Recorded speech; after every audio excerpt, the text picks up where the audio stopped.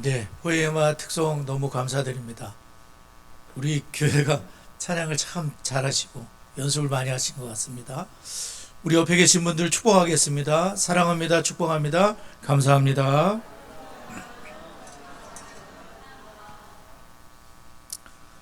민수기 6장의 말씀으로 우리 자녀들을 축복하도록 하겠습니다. 시작. 여호와는 다은이와 성은이에게 복을 주시고 다은이와 성은이를 지키시기를 원하며 여호와는 그의 얼굴을 다은이와 성은이에게 비추사 은혜 베푸시기를 원하며 여호와는 그 얼굴을 다은이와 성은이 향하여 드사 평강 주시기를 원하노라. 그들이 같이 내 이름으로 이스라엘 자손을 축복할지니 내가 그들에게 복을 주리라. 아멘. 3월달 전날 주일날 이제 3월달 한 달 동안 저희들이 구약 주제에 부르심이라는 하나님의 부르심에 대한 말씀을 함께 나누게 될 때 예레미야 성경을 이제 함께 보게 되었습니다. 오늘은 첫 번째 시간으로 우리는 사명을 위해 태어났습니다. 우리는 사명을 위해 태어났습니다. 그런 제목으로 하나님 말씀을 함께 나누려고 합니다. 첫 번째로 하나님께서는 개인들을 부르셔가지고 하나님의 일을 하게 하십니다. 하나님이 개인을 부르셔서 하나님의 일을 하게 하신다는 것이죠. 4절 5절 우리가 읽었지만 4절 5절을 한 번 더 읽도록 하겠습니다. 시작.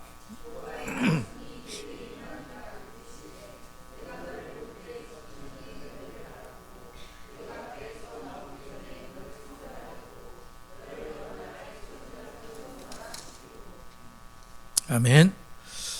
하나님께서는 예레미야가 태어나기도 전에 그를 자신의 사역자를 위해 따로 세우셨다고 말씀하고 계시고 마침내 예레미야를 선지자로 부르시고 그것처럼 하나님께서는 꼭 예레미야와 같지는 않다고 하더라도 우리 모두를 예수님을 따르는 사역 안에서 역할을 감당하도록 우리의 삶 자체가 하나님의 부르심 가운데 있도록 하셨다는 거예요.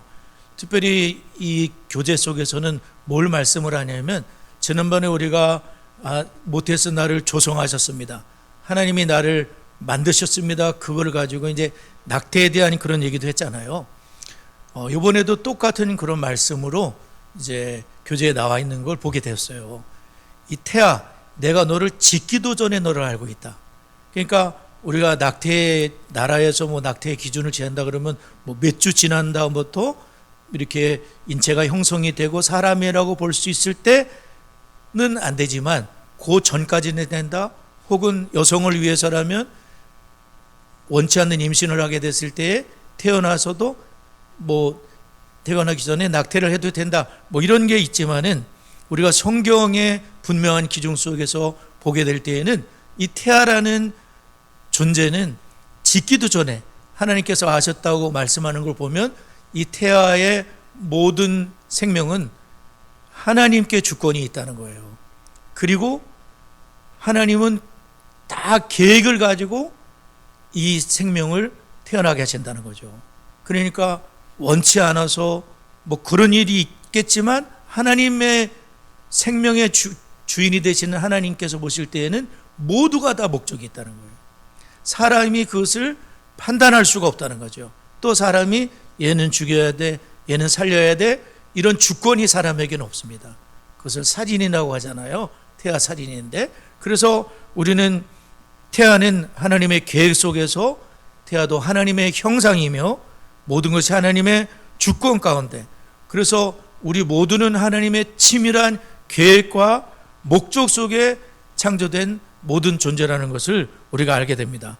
그래서 문서주를 보게 되면 하나님께서 예레미야를 알고 계셨고 그를 위한 목적을 가지고 계셨으며 그를 모태에서 지으셨습니다. 이것은 우리가 하나님의 특별한 창조물임을 보여주고 있습니다. 그래서 하나님께는 뜻밖의 자녀나 원치 않는 자녀가 없이 생명이라는 것은 우리 하나님이 주신다는 것이죠. 그래서 모든 생명의 주인이 하나님이시기 때문에 우리 마음대로 뭐 지운다 이렇게 말할 수가 없습니다. 여기 하나님이 5절에 지었다, 포밍이라 그러는데, 지었다고 할 때 이것은 창세기 2장 7절에서 아담을 지으실 때 똑같은 행동을 보여주고 있거든요. 결국 하나님의 개인적이고 세심한 노력 가운데 생명을 주셨다는 거죠. 시편 139편 14절을 지난번에 배운 바가 있는데, 내가 주께 감사함은 나를 지으심이 심히 기묘하심이라. 주께서 하시는 이 기이함을 내 영혼이 잘 아나이다. 그 앞절을 보게 되면 주께서 내 내장을 지으시고 나의 모태에서 나를 만드셨습니다. 하나님이 나의 모든 인체의 모든 조직을 우리 주님께서 만드시고 조성하셨다는 것을 말씀하고 있습니다. 그래서 태아에게는 엄청난 세계가 들어있지 않습니까? 꼭 예레미야와 같은 사역이 아닐지라도 한 사람이 하나님의 소명을 깨닫고 하나님이 심으신 자리에서 하나님의 뜻을 이루게 할 때 어떤 열매가 맺혀질지 아무도 알 수가 없습니다. 굉장한 축복의 열매가 맺혀질 수 있는 거죠. 우리가 말씀을 보면서 야베스라는 분이 생각이 나더라고요. 야베스의 부모가, 야베스가 고통 중에 태어나고 너무 그래가지고 막 야베스라는 이름을 지을 정도로 굉장히 부모님이 고통스러웠던 것 같아요. 그렇다고 아이를 포기했으면 어떨 뻔했습니까? 야베스는 믿음을 갖게 되었고, 하나님 나를 도와달라고, 내 지경을 넓혀달라고, 복의 복을 달라고, 하나님 나에게 역사해달라고 기도하니까 야베스가 완전히 다른 운명이 되지 않습니까? 부모가 포기하지 않고 하나님께 맡겼을 때 우리 하나님께서는 그러한 일을 이루신다는 거죠. 사무엘의 엄마를 보게 되면 한나가 기도하지 않았다면 사무엘은 태어나지도 않았을 거예요. 그러나 고통 속에서 하나님 앞에 간절하게 눈물로 울부짖지 않습니까? 정말 술 취한 여인과 같이 하나님 내 인생이 왜 이러냐고 원통합니다. 너무나 괴롭습니다. 분인 나가 너무너무 괴롭히니까 내 인생이 왜 이러냐고 간절하게 눈물로 기도했더니 하나님이 임신되게 하셨잖아요. 그리고 이 사무엘이 그냥 악입니까? 이 사무엘이 위대한 지도자잖아요. 이스라엘의 민족을 이끄는 엄청난 지도자가 기도 속에서 태어난 거 아닙니까? 한 사람의 영향이라는 것은 그렇게 중요한 거예요. 모세의 엄마, 아빠 아므람과 엄마 요게벳이 바로 왕을 두려워해서 그 아들을 목을 졸라 죽이던가 아기를 죽였다면 어떻게 됐을 뻔했습니까? 이스라엘의 민족 지도자는 없어지는 거예요. 그러나 그 모든 두려움을 이겨내고 마지막에는 숨겨졌을 때에는 그 갈대 상자에 담아 이렇게 하나님께 맡기며 하나님 돌봐달라고 했을 때 하나님이 궁중에서 자라게 하시는 기적을 일으키잖아요. 그게 사람의 뜻입니까? 하나님의 계획이 있는 거잖아요. 여러분, 하나님은 우리가 할 수 없는 일들을 시키셔요. 대부분 그렇죠. 어떻게 우리가 할 수 있습니까? 가정에서 아내의 노릇을 할 수 있습니까? 남편의 노릇을 할 수 있습니까? 자식의 노릇을 할 수 있습니까? 성도의 노릇을 할 수 있습니까? 직분을 감당할 수 있습니까? 내 힘으로 못합니다. 하나님이 날마다 은혜를 주셔야 감당할 수 있는 거예요. 하나님이 은혜를 주실 때 그 모든 걸 감당하죠. 사도행전 16장 31절을 보면 주 예수를 믿으라 그러면 너와 내 집이 구원을 얻으리라. 내가 예수를 믿게 되고 예수를 잘 믿게 되면 나로 인해서 내 집이 구원받는 기적이 일어난다는 것이죠. 나오미와 룻을 생각해 보아도 나오미와 룻 한 사람, 또 나오미 그 다 망해가지고 기둥뿌리가 뽑아지고 남자들은 다 죽어버리고 저주받은 가정처럼 보이는 그 가정에서 나오미가 그래도 하나님을 포기하지 않고 자신이 하나님 섬기는 선한 영향력을 며느리한테 보여주니까 그 이방 모압 여인이었던 룻이라는 며느리가 신앙을 받아들인 거예요. 시어머니여, 하나님을 내가 믿어야 되겠구나 하고서 이 룻이 하나님을 믿고 주의 날개 그늘 아래 베들레헴까지 오게 됐는데 하나님께서 보아스를 만나는 기적을 베푸시잖아요. 그리고 그 보아스를 만나 아기를 낳게 됐는데 오벳이라는 다윗 왕의 할아버지가 태어난 거예요. 그리고 그 다윗 왕을 통해서 예수 그리스도께서 오시는 그 가문을 이루지 않았습니까? 한 사람이 포기하지 않고 그렇게 자신의 역할을 감당했을 때 하나님께서는 엄청난 일들을 이루시는 것이죠. 그러므로 여러분, 한 사람 한 사람의 헌신은 결코 작은 헌신이 아닌 것입니다. 비록 예레미야와 같이 대단한 선지자가 아닐지라도 하나님이 심으신 작은 곳에서 여러분 눈물로 기도를 드리고 자신의 자리를 지키고, 그렇게 할 때 여러분을 통해 생명 역사가 나타나고 선한 영향력이 나타날 줄 믿습니다. 저도 들은 얘기인데 이런 노래를 지은 분이 있어요. 아내에게 바치는 노래, 날개, 옥경이, 철갑산. 이분이 누구시냐면은 이제 사랑의 교회 집사님이시는 조운파 집사님이래요. 저도 들은 얘기인데 이분이 원래는 무신론자, 예수 믿는 분이 아니었어요. 종교는 그저 허약한 인간들이 만들어낸 자의적인 산물에 지나지 않는다라고 생각을 했었단 말이에요. 근데 엄마 동생들이 예수 믿기를 권해도 거부를 했었는데 이분이 마음이 흔들린 사건이 생겼는데 어느 날 갑작스럽게 아버지가 교통사고를 당해서 돌아가면서 인생의 허무함을 느끼게 된 겁니다. 그래서 인생의 의미를 되새기면서 경제적으로는 아무런 어려움이 없었지만 나를 포함해 모든 인생이 반드시 죽어야 된다는 것에 대해서 고민을 하기 시작했는데, 이분이 예수님을 믿게 된 계기가 있었는데 하숙집에서 어느 날 이렇게 지내는데 하숙집에서 아마 새벽녘인가 그 주인 어르신과 아주머니가 자기를 위해서, 자기 가정을 위해서 눈물로 기도를 했었다 그래요. 이 사람이 충격에 빠진 거예요. 저 사람들은 도대체 뭔데 나를 위해서, 아무 연관 없는 나를 위해서 저렇게까지 기도한단 말인가? 그러면서 어머니의 기도가 생각이 났었던 거예요. 그래서 이분이 교회를 나가기 시작했습니다. 어머니께 효도하는 선치고 저 주인분들이 너무 고마우니까 내가 교회를 나가봐야 되겠다. 그리고 7년 동안을 그냥 뒤에 앉아있다가 쏙 가버리고 이런 신앙생활을 하다가 생활적 공부를 하면서 예수님이 나를 위해 돌아가신 분이라는 그것을 깨닫게 되고 이분이 예수를 믿게 됐다는 겁니다. 저는 이 얘기를 들으면서 참 충격이었어요. 어떻게 새빵살이를 하는 그 영혼을 위해서 눈물로 기도할 수 있단 말인가? 그래서 목사님들과 서로 의논을 하면서 어떻게 그렇게 할 수 있죠? 그분은 왜 그렇게 할 수가 있었을까요? 답을 말하지 못했어요. 서로 질문만 했어요. 어떻게 그 영혼을 위해서 기도하는 그런 장로님 부부였었다는 거예요. 그 한 사람의 그러한 영향력으로 인해서 정말 조은파라는 그런 분이 구원받는 역사가 있었다는 것이죠. 우리는 하나님께서 우리를 어떤 자리에 부르셨든지 그 사명을 잘 감당하는 하나님의 사람들이 되어야 돼요. 그냥 왔다가 그냥 떠나가는 인생은 한 명도 없습니다. 하나님이 한 사람 한 사람 다 여기 부르셨거든요. 하나님이 이 땅에 태어나게 하신 목적이 있다는 거예요. 그 목적을 깨달아야 되겠죠. 그리고 그 목적에 어려움이 있어도 그 자리를 지키고 영광을 돌리셔야 되겠죠. 하나님이 이 땅에 보낸 목적이 있다. 한번 따라해 보죠. 하나님이 나를 이 땅에 보내신 목적이 있다. 사명이 있다. 두 번째로는요, 하나님은 우리가 부르심을 감당할 수 있도록 필요한 것을 주신다는 것이죠.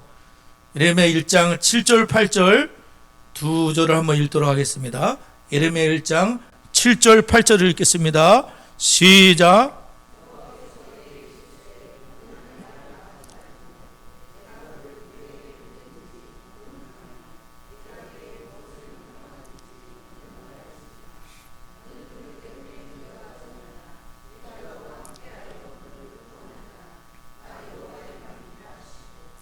예레미야가 부름을 받았을 때 그는 두려움 가운데 있었던 것 같습니다. 여호수아처럼 말이죠. 자신은 너무나 아이와 같이 부족한데 하나님께서는 엄청난 일을 시키시는 거잖아요. 대제국을 상대해야 되고 왕들을 상대해야 되고 너무나 극심하게 반대하는 백성들을 상대해야 되고 제사장들을, 그 지도자들을 상대하는 이 일이 예레미야는 굉장히 힘든 일이었던 게 분명합니다.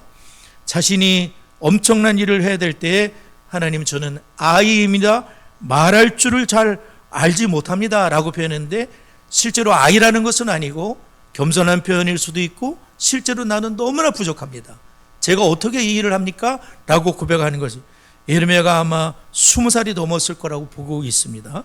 그래서 표현할 줄을 알지 못합니다 라고 했을 때 하나님께서는 너를 아이라고 말하지 말라, 내가 너와 함께 할 것이다 라고 하면서 하나님이 특별히 입에다 손을 대주신 거예요. 내 말을 내 입에 두었노라, 두려워하지 말아라 하면서 자신이 가장 약하다고 하는 입에다가 하나님이 손을 대시면서 내 말을 너의 입에 두었으니까 두려워하지 말고 내가 너와 반드시 함께 해줄 거라고 하나님이 약속을 하신 것이죠. 우리가 이 비슷한 사람 중에 모세를 우리가 알잖아요. 모세가 부름받았을 때 처음에는 공주의 아들 그래가지고 모세가 굉장히 자기 힘으로 뭘 하려고 막 그러다가 사람 때려 죽였지 않습니까? 한 사람도 구원하지 못하고 나중에 미디안 강에서 목동이 됐을 때에는 하나님으로 계속 거부를 했었습니다. 내가 어떻게 그 일을 할 수 있습니까?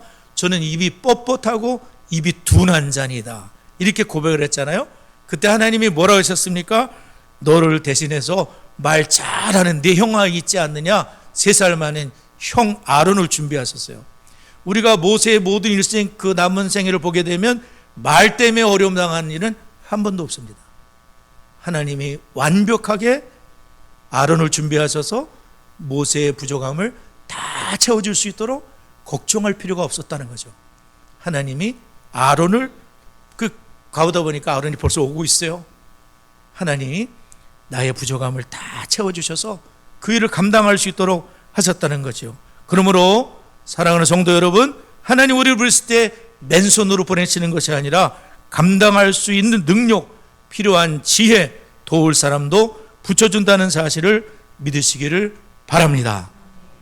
마지막으로 하나님께서는 우리를 부르신 어떤 일이든 하도록 하나님이 도우실 것을 신뢰할 수 있다는 거예요. 하나님이 도와줄 것을 믿어도 된다는 것이죠. 예레미야 1장 17절에서 19절 한번 다 같이 읽어보도록 하겠습니다. 17절에서 19절 읽겠습니다. 시작.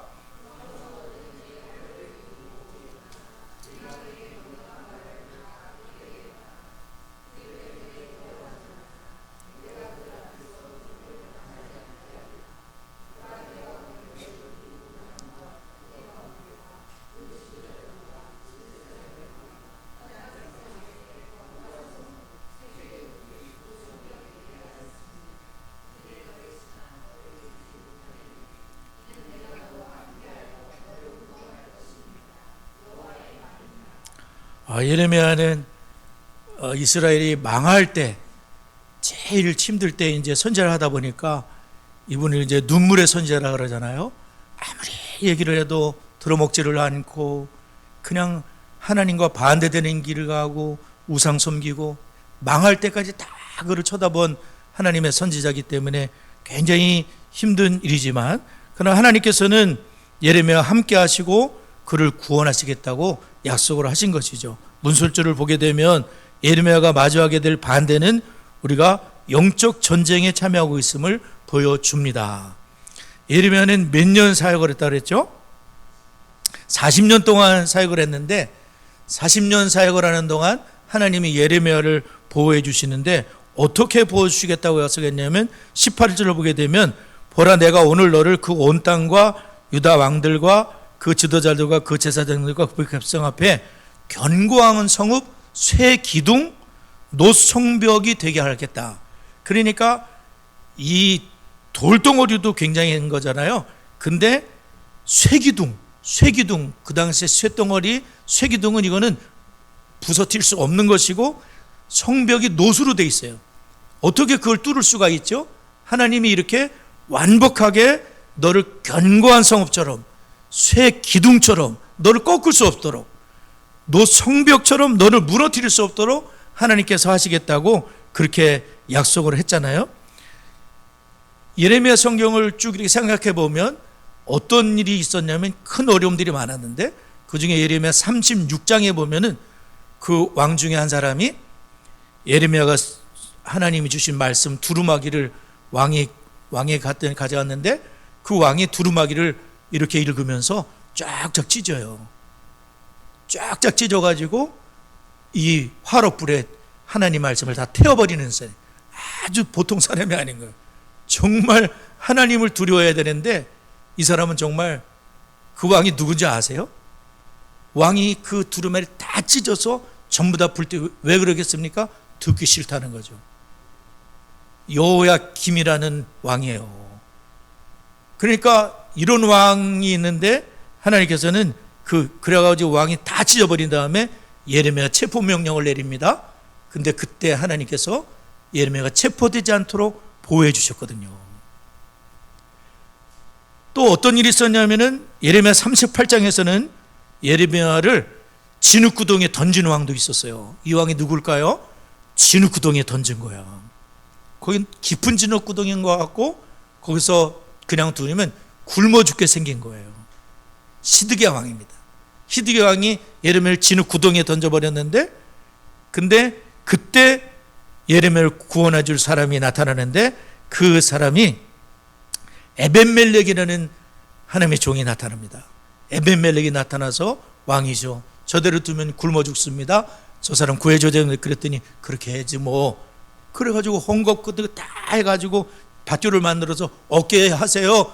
그래가지고 예레미야가 살아났단 말이죠. 물론 어려움이 생겨요. 굶어 죽을 수도 있었어요. 그러나 죽지는 않았어요. 하나님께서 너 성벽이 되게 하시겠다 말씀하신 것처럼 예레미야를 보호하셨다는 거죠. 나라가 망했어요. 바벨론 느부갓네살 왕이 쳐들어와서 나라가 망했어요. 예레미야는 어떻게 됐을까요? 나라가 망했는데 느부갓네살이 예레미야를 특별히 보호를 하죠. 죽이지 못하도록. 그리고 너 스스로 바벨론을 갈지 애굽으로 갈지 여기 있을지 선택하도록 하나님이 보호해 주셨단 말이죠. 하나님께서는 하나님을 신뢰하고 내가 아무리 부족해도 하나님이 보호하실 걸 믿고 나아가는 분들에게 하나님께서는 반드시 길을 여신다는 사실을 여러분 믿으시기를 바랍니다. 이사야 43장 2절, 네가 물 가운데를 지날 때에 내가 너와 함께 할 것이라. 강을 건널 때에 물이 너를 침몰하지 못할 것이며 네가 불 가운데를 지날 때에 타지도 아니할 것이요 불꽃이 너를 사르지도 못할 것이다. 우리가 이것을 잘 알고 있지 않습니까? 이스라엘이 홍해를 건널 때에 그 물이 어떻게 됐습니까? 좌우의 벽이 됐다 그랬잖아요. 홍해가 쫙 갈라지고 좌우의 벽이 돼가지고 이 물이 세력이 대단하지 않습니까? 막 댐도 무너뜨릴 수 어마어마한 세력인데 하나님이 이 물이 주의 백성을 다 건너가도록, 어린아이, 허약한 사람 다 건너갈 때까지 하나님이 이 물이 침몰치 못하도록, 집어삼키지 못하도록 하나님이 물을 꽉 붙들고 계시. 움직이지 말아라. 내 백성들 다 지나가야 돼. 하나님이 붙잡고 계셨다 이겁니다. 하나님이 딱 놓으시니까 애국 군대가 다 수장되지 않습니까? 물이 너를 침몰하지 못하게 만들어줄 것이다. 불꽃이 너를 사르지 못하게 할 것이다. 사드락 메삭 아베드노고가 금신장에게 절하지 않으니까 풀불을 7배나 뜨겁게 하라. 이놈들을 거기다 집어넣어 버려라 라고 했는데 세 명이 용광로 속에 들어가지 않습니까? 근데 이분들이 살아서 걸어다니는 거예요. 거기에 세 명이 들어갔는데 네 명이 왔다 갔다 했잖아요. 한 사람은 신의 아들의 모양과 같도다. 주님이 함께 하시는 거예요. 그랬더니 불꽃이 사라지도 못하도록 나중에 끓여봤더니 이 사람들이 불이 그를 해치하지 못하고 머리털도 끌리지 않았고 겉옷빛도 변하지 않았고 불탄 냄새도 없게끔 하나님이 완벽하게 보호하신 줄을 믿습니다.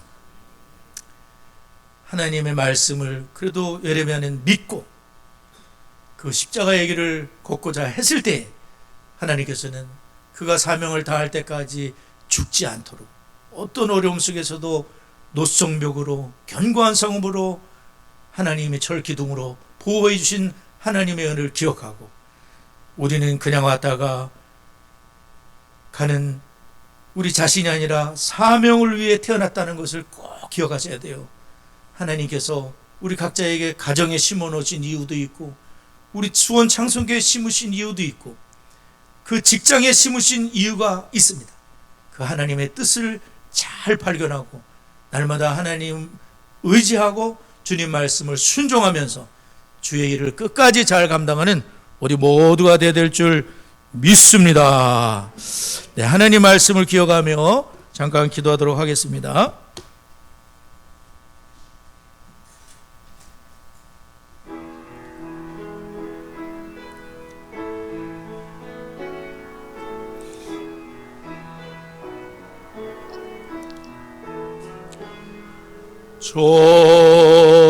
좋으신 하나님, 좋으신 하나님, 참 좋으신 나의 하나님, 우리의 기도를 응답해 주시는 참 좋으신 나의 하나님, 한없는 축복을